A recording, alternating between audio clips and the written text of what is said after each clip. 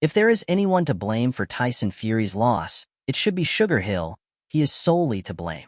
And if you all are expecting Tyson's Fury rebirth, if he perhaps decide to Anthony Joshua next, well, I guarantee you one thing, it is going to be a straight knockout loss. Yes, you heard it here first. Anthony Joshua will knock out Tyson Fury should that British showdown happens. If you all criticized Ben Davison for AJ's loss against Daniel Dubois, SugarHill should be getting the same. Why on earth would you want to put on weight and then still repeat Kronk's style after it failed to materialize against Oleksandr Usyk? The game plan in this fight was a defensive adjustment, make Usyk miss and then get behind the double jab to disrupt the head movement. But what did SugarHill prepare Tyson Fury for? The same old tactics, punch, wear your opponent down and lean. It was not going to Usyk. And did you even notice that Tyson didn't really listen to instructions, especially in the round 12? Please watch this video till the end as I analyze why SugarHill is the cause of this loss. You gotta take it now. Ain't no tomorrow, you hear me? Yeah. It's now.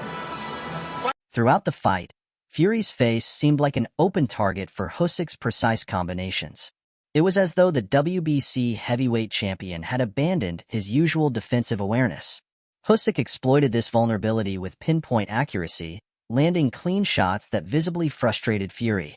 This was not the Tyson Fury we are accustomed to seeing, the fighter who danced around Deontay Wilder's ferocious power punches and systematically dismantled Vladimir Klitschko with his movement and defensive genius. Instead, Fury entered the ring heavier than usual, clearly intending to use his size to wear Usyk down in the clinch. At first glance, this seemed like a logical approach. After all, Fury's size and physicality have often been his trump cards in the heavyweight division. But against Usyk, this strategy proved ineffective. Usyk's agility, footwork, and ability to adjust mid-fight neutralized Fury's clinch-heavy approach. The Ukrainian used angles and quick combinations to escape Fury's grasp, leaving him chasing shadows for much of the contest. Perhaps the most surprising aspect of the fight was Fury's inability, or unwillingness, to match Usyk's pace and volume of punches. Usyk, known for his relentless work rate and precision, maintained a high output throughout the fight, combining headshots with devastating body work. The body shots, in particular, seemed to sap Fury's energy as the fight progressed, making him increasingly sluggish and unable to mount a meaningful offensive response. This brings us to the role of SugarHill Steward, Fury's trainer. SugarHill, celebrated for instilling an aggressive, Kronk-style approach in Fury during his trilogy with Deontay Wilder, may have miscalculated for this rematch. Fury's weight gain was ostensibly to help him bully Usyk on the inside, but this decision backfired spectacularly. By focusing on clinching and brute force, Fury abandoned the fluid movement and sharp boxing IQ that had made him such a formidable force in the heavyweight division. One of the glaring issues in Fury's performance was his inability to make defensive adjustments. From the opening rounds, Usyk's strategy became evident as he targeted Fury's body with sharp, well-timed combinations. Fury, known for his agility and ring IQ, surprisingly kept his guard high and his face exposed, making it easier for Usyk to land clean shots to the head. This lack of defensive fluidity allowed Usyk to control the tempo of the fight and rack up points with his consistent accuracy. Fury's reliance on his size and reach appeared to be his primary strategy, but it left him vulnerable to Usyk's speed and angles, which he failed to neutralize throughout the fight. Another critical shortcoming was Fury's missed opportunities to counter Usyk's attacks. As pointed out by Lennox Lewis during the commentary, Fury neglected to utilize one of his most effective weapons, the uppercut. Usyk frequently ducked under Fury's straight punches to create openings for his body shots and combinations. These moments presented perfect opportunities for Fury to throw uppercuts, which could have disrupted Usyk's rhythm and deterred him from coming inside. Instead, Fury allowed Usyk to execute his game plan largely unchallenged, showing little willingness to adapt and take advantage of the openings Usyk created. The weight issue also cannot be ignored. Under the guidance of his coach, SugarHill Steward, Fury came into the fight heavier, seemingly intending to use his size to clinch and wear Usyk down. This strategy backfired spectacularly. While clinching has been an effective tool for Fury in past fights, it became a liability against a fighter as technically proficient and elusive as Usyk. The extra weight appeared to slow Fury down, reducing his ability to keep up with Usyk's footwork and combinations. Rather than using his size to impose his will, Fury found himself repeatedly outmaneuvered and outworked, unable to mount a sustained offensive effort. The lack of synergy between Fury and SugarHill was evident in the corner exchanges, particularly in the later rounds. In round 12, SugarHill urged Fury to go all out, but the execution was lackluster at best. Fury resorted to more clinching rather than mounting an aggressive assault to turn the tide. This disconnect between coach and fighter raised questions about the overall game plan and preparation.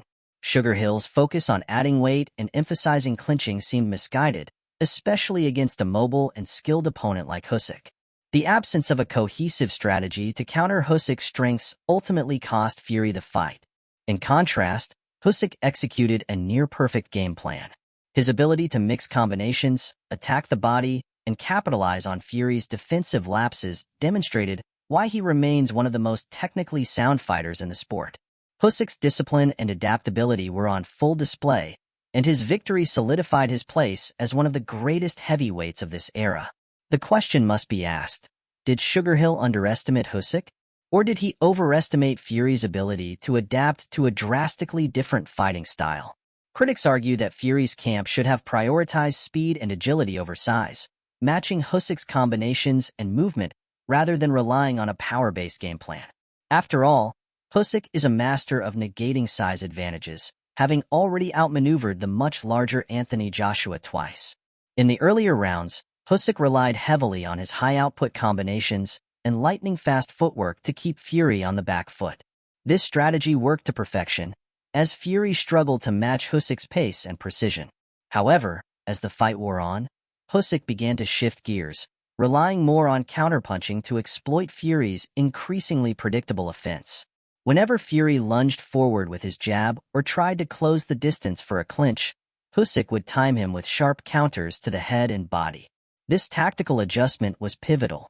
Usyk's counters not only scored points but also deterred Fury from committing fully to his attacks. Fury seemed hesitant and off-balance, a far cry from the confident, fluid fighter who had dismantled Deontay Wilder in their trilogy. Usyk's ability to adapt mid-fight exposed Fury's lack of versatility and highlighted the difference in preparation between the two camps. Another glaring issue was Fury's inability to cut off the ring effectively. Against a mobile fighter like Usyk, controlling the ring is essential to neutralize his movement and limit his angles. Yet, Fury seemed content to follow Usyk around the ring, allowing the Ukrainian to dictate the pace and positioning of the fight.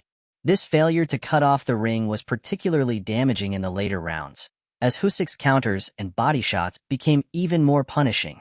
Speaking of body shots, Usyk's relentless attack to Fury's midsection was a defining feature of the fight. From the opening bell, Usyk targeted Fury's body with precision, landing hooks and straights that sapped the larger man's energy. Surprisingly, Fury did little to adjust to this onslaught. He failed to protect his body effectively, leaving himself exposed to repeated punishment. What's even more puzzling is Fury's reluctance to return fire with his own targeted offense.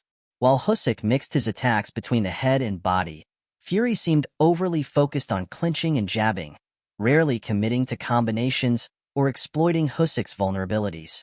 One of Fury's biggest mistakes was his failure to target Usyk's head consistently. While Usyk is a master of movement and defense, no fighter is untouchable. A more aggressive approach, with combinations aimed at Usyk's head, could have disrupted the Ukrainian's rhythm and given Fury a path back into the fight. Instead, Fury's offense became one-dimensional. He leaned heavily on his size, hoping to wear Usyk down in the clinch, but Usyk's agility and stamina rendered this strategy ineffective.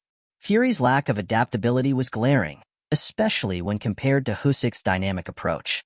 By the championship rounds, the gap in strategy and execution was undeniable. Usyk's counterpunching was razor-sharp, exploiting every opening Fury left. Meanwhile, Fury appeared fatigued and frustrated, unable to mount a meaningful offense or make the necessary adjustments to shift the momentum. The blame for this defeat cannot be placed solely on Tyson Fury.